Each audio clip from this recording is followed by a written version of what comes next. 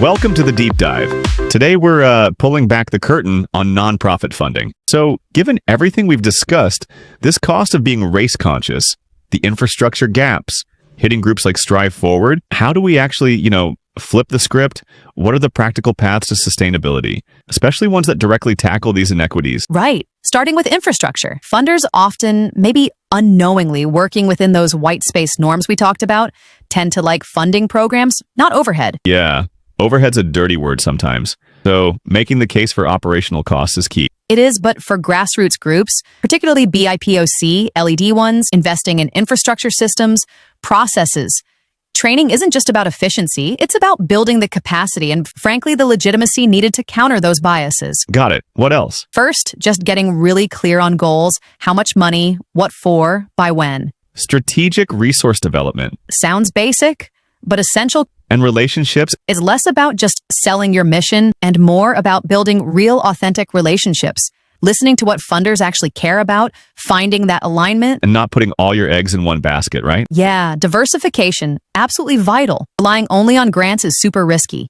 You need a mixed foundation, individuals, maybe corporate partners, earned income if possible, government grants. A whole portfolio. Exactly. And leveraging tech fundraising software, CRMs. That's not optional anymore. It's essential for managing those relationships effectively. Okay, and stewardship, what does that mean practically? It means treating donors well after they give personalized thank yous, informative newsletters, solid annual reports showing the impact of their donations. It builds trust and encourages future giving. Makes sense. What about the board? Empowering the board seems critical, especially thinking about those white space dynamics. Boards need to actually reflect the community being served. Diverse backgrounds, race, gender, experience, and crucially, getting people with fundraising know-how on board. And making sure they know what they're supposed to. Yes, clear accountability. Those duties of care, loyalty, obedience, clear job descriptions so people don't burn out, and good onboarding, ongoing training, keeping them engaged and effective. And leadership development, investing in the leaders themselves, especially for newer nonprofits. Yes, that feels like a direct response to some of those early hurdles.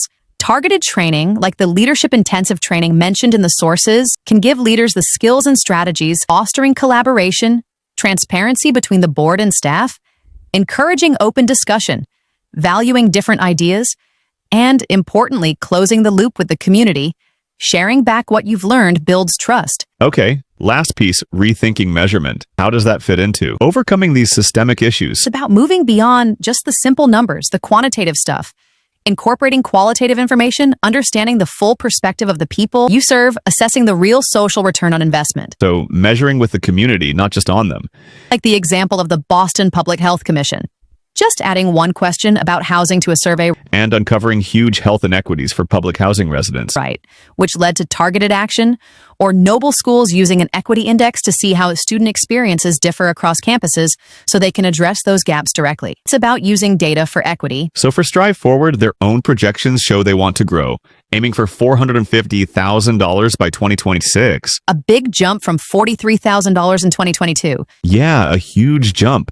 Which means they absolutely have to put these strategies into practice, build that foundation, diversify, engage their board, measure effectively. It really is a potential blueprint, not just for survival, but hopefully for thriving, even in this challenging landscape.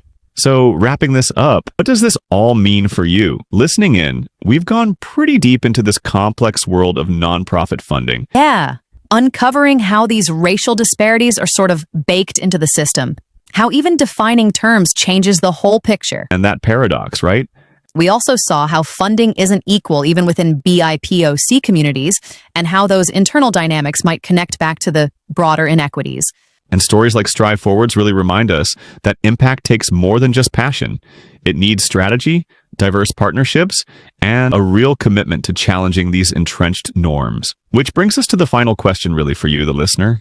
What's your role in understanding and maybe even challenging these conventional narratives? How can you look for and support those organizations truly bridging critical gaps, especially the ones maybe overlooked by the usual funding channels? And what unexpected deep dives might you take looking beyond the surface and the systems around you to figure out where real impact can happen and where those hidden disparities might still be lurking?